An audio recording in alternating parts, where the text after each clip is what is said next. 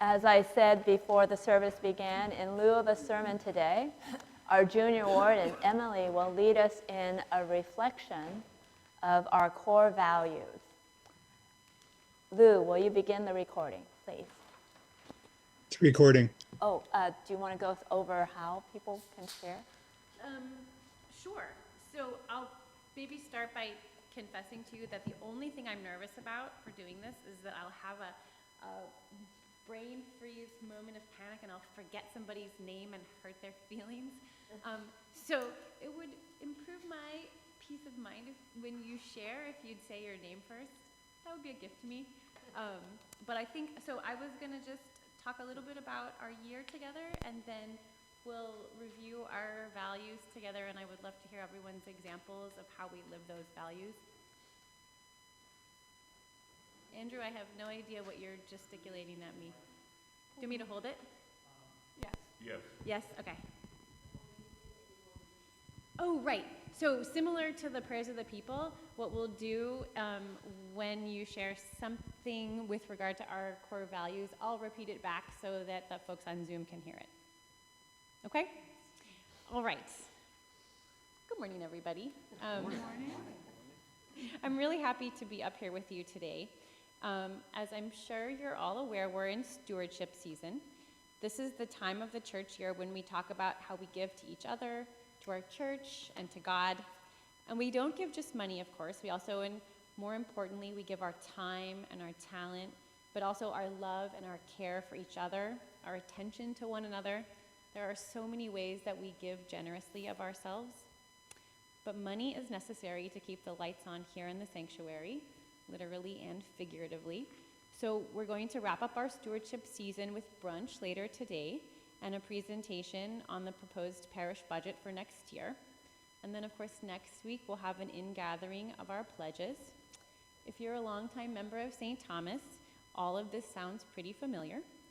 So similar to last year, Pastor Suying asked me to lead us this morning in a reflection on our values as a way to ground us in faith and love as we consider what we can pledge to our common life in the coming year. Last year and the year before, we were led in this reflection by Abby, so I have big shoes to fill today. But I also know that if anything, people at St. Thomas love to chat with each other, so I'm counting on all of you to have lots to say and make my job really easy. But before we look at our values, though, let's take a minute and reflect back on the year that we've shared. About a year ago, we lost our beloved Sue Beckham. It's hard for me to believe that it's been a year without her. In our grief last year, we came together for a Thanksgiving feast, and then Dina Ware wrote and produced a Christmas pageant based on Sue's notes and in the tradition that Sue loved so much. Advent and Christmas were rich in other ways too. The in-person Christmas boutique returned after a pandemic hiatus, and it raised quite a lot of money. I had the joy of singing with the choir, as well as some added soloists and guests, as we performed Benjamin's Christmas cantata. Over the winter, the sustainability task forces advertised our ed building for lease and led tours of the building to prospective tenants. We spent time getting to know several candidate tenants before we began to work in earnest with one candidate. That process is still ongoing, and we're all learning about patience and God's timing. Then we had an awesome Easter season together with another original musical work. In June, we had the second of two very well-attended parish work days. We came together for cleaning and weeding and sorting and mending, and honestly, just a lot of fun and joy being together. Speaking of joy, throughout the year, we've been blessed by regular music concerts hosted by Benjamin, which are such a treat to everyone who hears them, and a beautiful outreach to our neighborhood. Benjamin isn't our only performing arts inspiration. In August, Linda Sutton put on a wonderful dinner theater show that was just tremendous.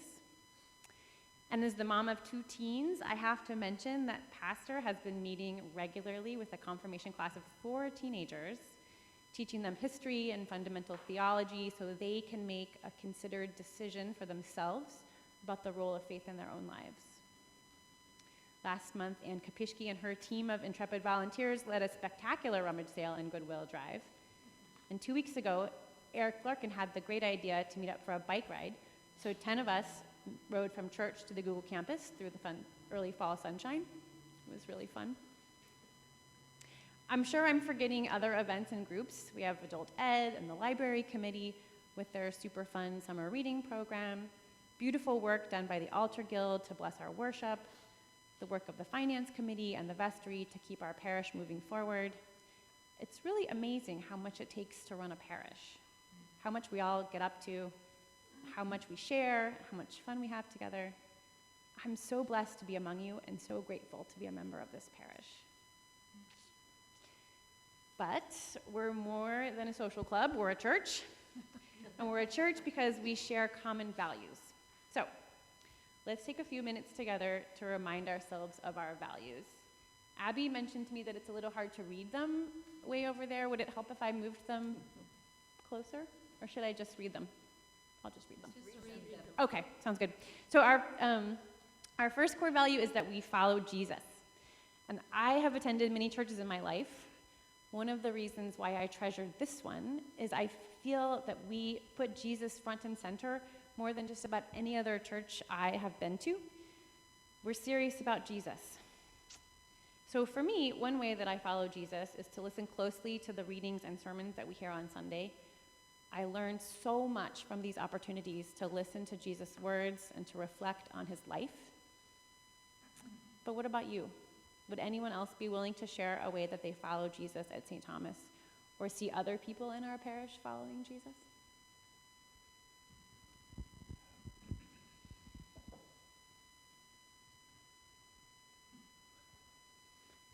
The adult ed classes? Abby says adult ed. Now you guys are quiet.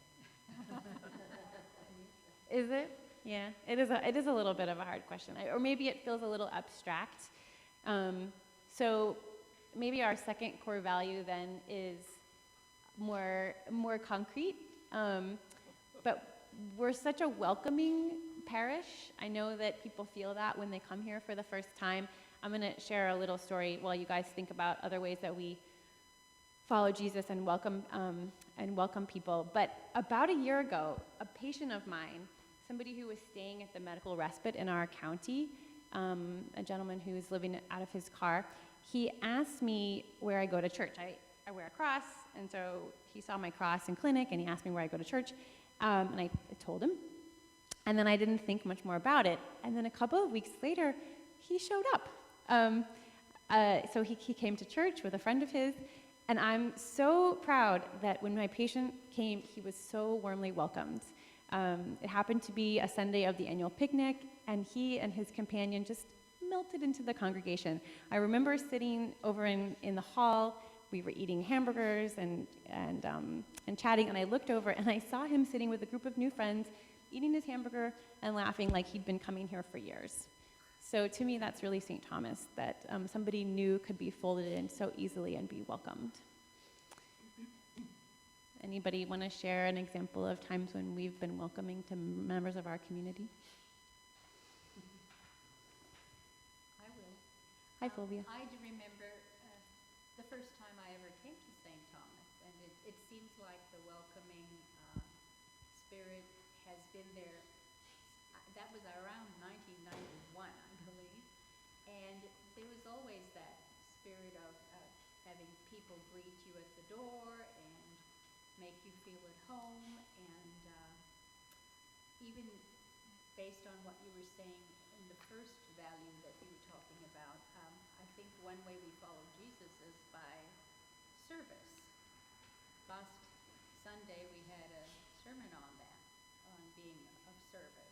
Right. Debbie's sermon, and I think there's so many ways people here are of service, and the welcome and the hospitality is one of them. I mean, the pep group, preparing for all the events that we have, and food, and yeah, and also even, I know this is technically something that started at St. Thomas, the ODB ministry that feeds anyone who has a need, and it's been going for 40 years, And there are many people, there are people from this parish who are, number one, on the board and also serve as volunteers.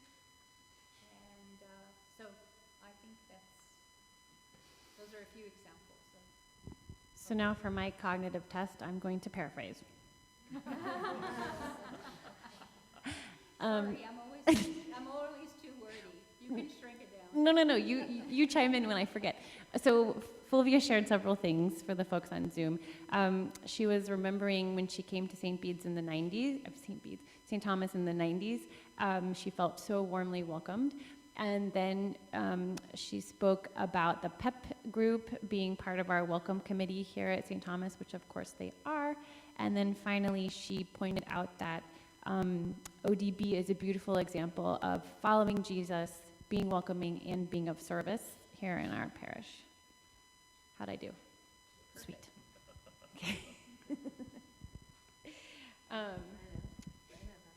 Oh, hi, Breno.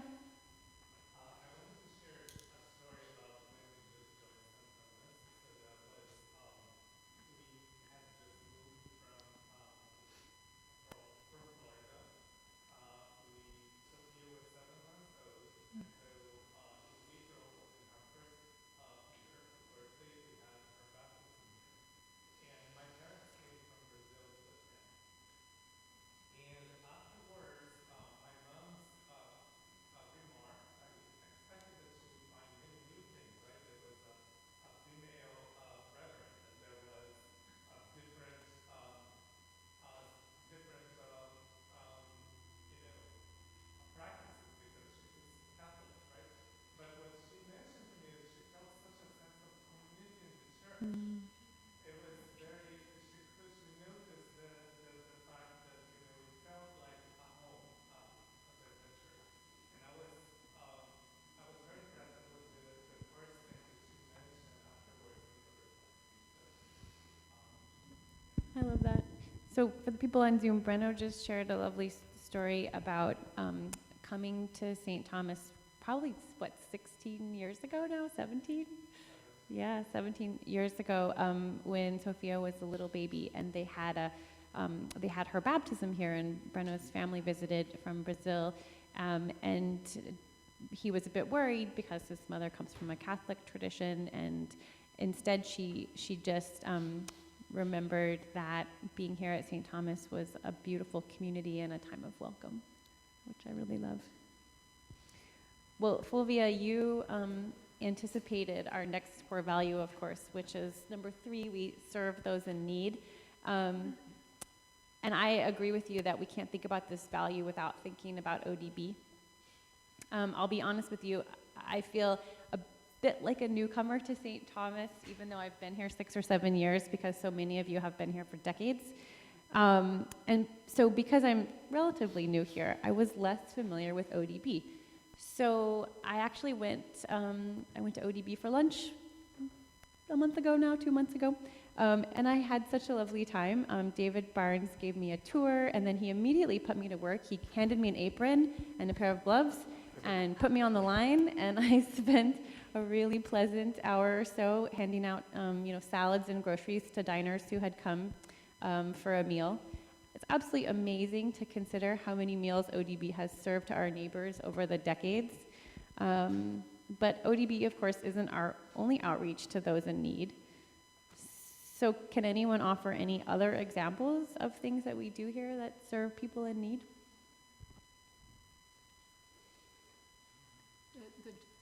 Abby, the jail ministry that we have. Abby reminded all of us of our jail ministry. Thanks, Peg.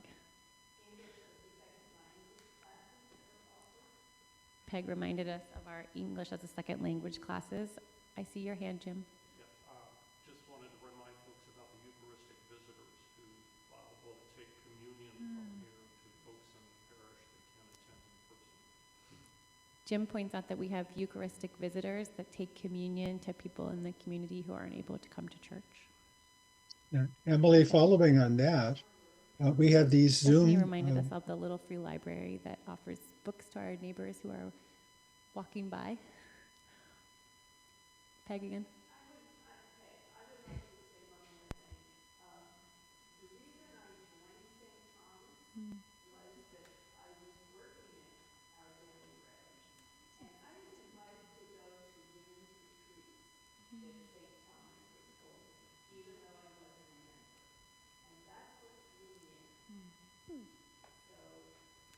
Peg's, for the Zoomers, Peg is remembering that she was not a parishioner at St. Thomas at one point, but she was working at ODB, and despite the fact that she wasn't an official member of the parish, she was warmly invited to join women's retreats, and that made a big difference for her.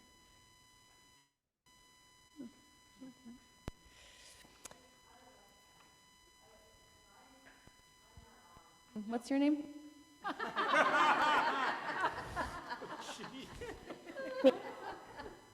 I'm not,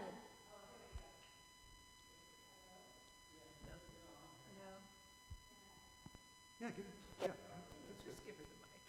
Right. I mean, you could repeat it like you, I just thought it would spare you that. Okay. So I would like to add that in terms of serving those in need, one of the things that I really want to congratulate Benjamin on is all the different groups we've been able to give to because of his gift of his concerts. We've been doing this for 2 years now, and we have touched ministries that many of us don't even know about that are Episcopalian. Like recently we gave to Episcopal Migration Ministry through one of his concerts. And that's a ministry that's deeply needed in our world, full of conflict, full of refugees, people running from war and economic devastation. And that's a massive ministry in our church, but we don't often hear about it or know about it. And then the last concert benefited the victims of the Park Fire that, Northern California and that diocese asked for funds to help. And through the last 2 years, and Jim would have a better memory because he helps send out the checks, but all of these ministries that needs that crop up, like when the shooting happened in Half Moon Bay, one of Benjamin's concerts benefited that. Anytime there was this aching need, we had this beautiful concert ministry that was able to respond nimbly to the needs of our community, both close and far away. So I want to give a shout out to Benjamin and his concerts. Cool. Thanks, piano guy. Okay, I'm going to keep us moving a little bit. Core value number 4. Oh. Did I miss somebody?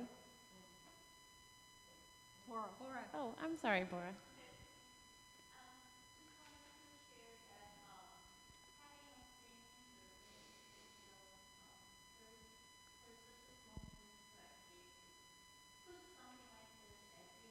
Mm-hmm.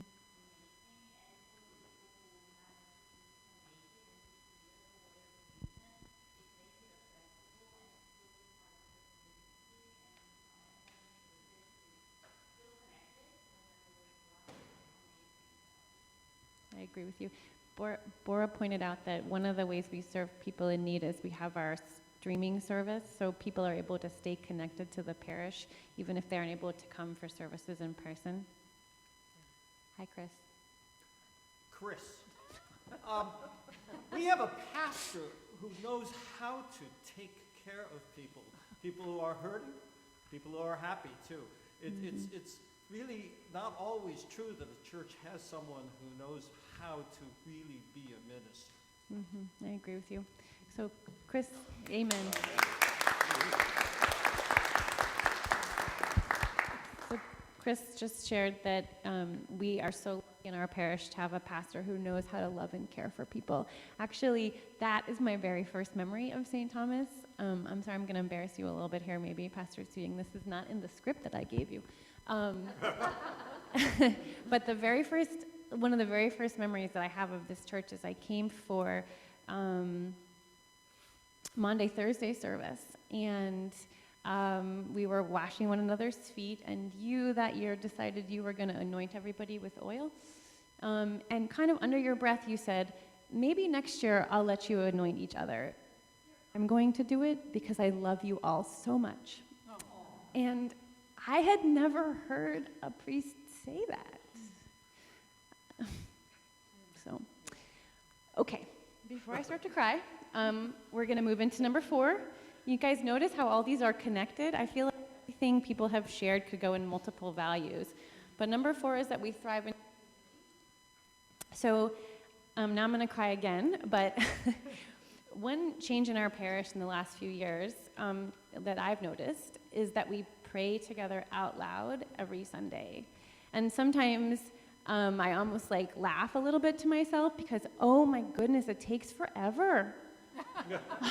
We have a lot that we want to say to God together.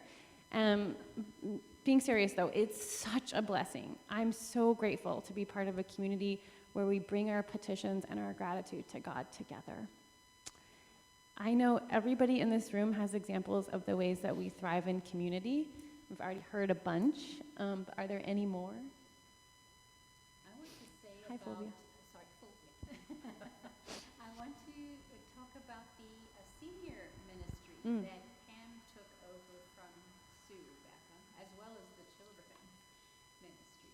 And what Pam does, sort of, every Monday she sends out a quiz, a senior quiz, and it has a section on the Bible and a section on current events or historical events that pertain to this week in history. You know?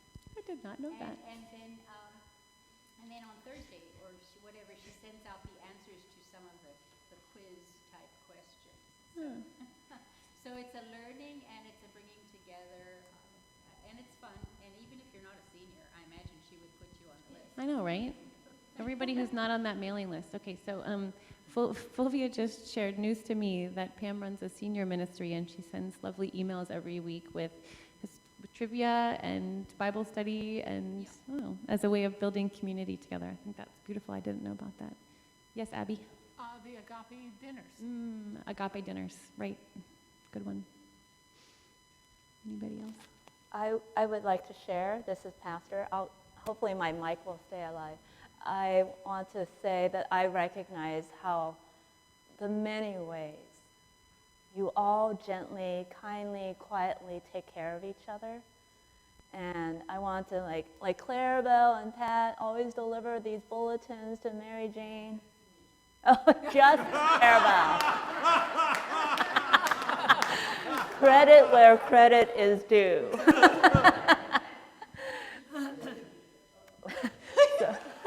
So Clarabelle drops off bulletins to those who are on Zoom that can't download it, and Rita drops off the bulletins that are Wednesdays to Mildred. And I want to highlight that, now that we've returned to in-person services, Peg has really done this beautiful job quietly in a holy, beautiful way of bringing communion to those who are shut in. Including your previous rector, Wendy Smith. And I want to say, that's part of that thriving that's underneath and quiet that I know you all do. Like when, Patricia was going through her treatments and Jim and Donna would take you, go visit you, take you a meal. And I know you guys do that for each other in this beautiful way. And I know that, we've had, when we lost Flora this year and Angelo this year, I know that even in the prayers, even though they might be new to you, I know you're holding them in this prayer. And that's what I see as our thriving together. One more quick one. Go ahead. Lou on Zoom has a comment. Oh. Get his attention. Oh, I wanted to just comment from a previous point that Samuel wrote that we should also remember the toy drive every Christmas. Good one. And Abby? The choir is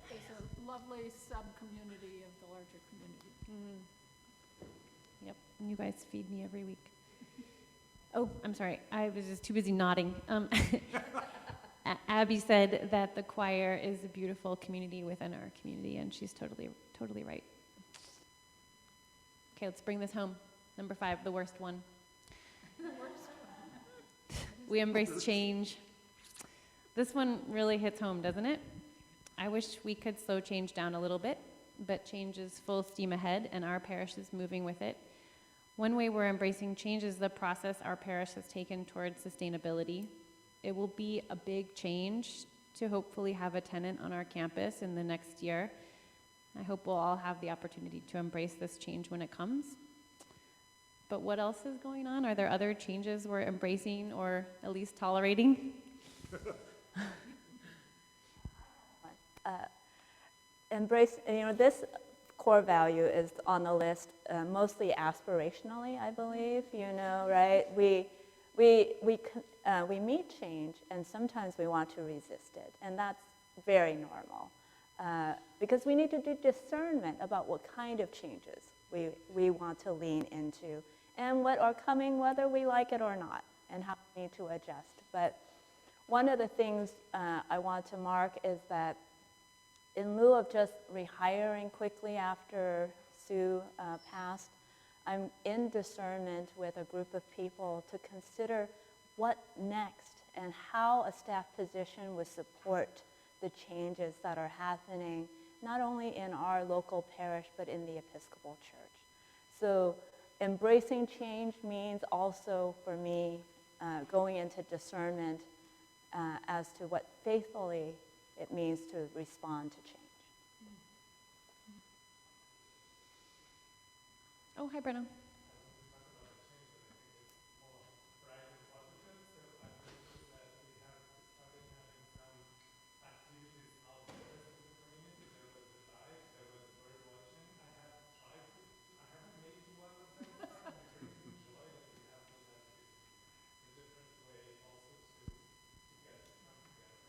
I agree. So Brenna pointed out that one delightful change is that we're doing more fellowship outside together, which is really true and has been so much fun. Your next opportunity, sir, will be kayaking. Kayaking? Yes.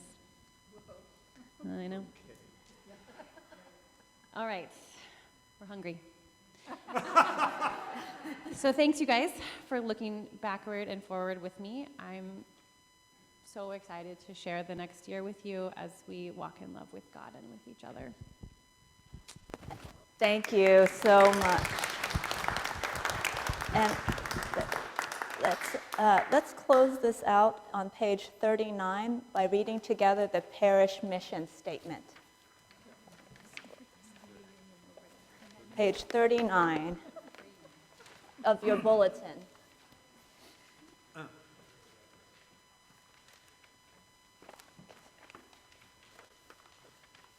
Let us say it. St. Thomas is joyfully on the way. We are becoming whom Jesus calls us to be, a spiritually centered community dedicated to creating connections with God, each other, and our neighbors, so that we might walk together with love toward justice, compassion, and hope. Thank you. And I want to thank newcomers who are not used to us and bearing with us. This is not normal. It's usually much shorter, so, but please join us for lunch. Oh, actually this. So let's stand and proclaim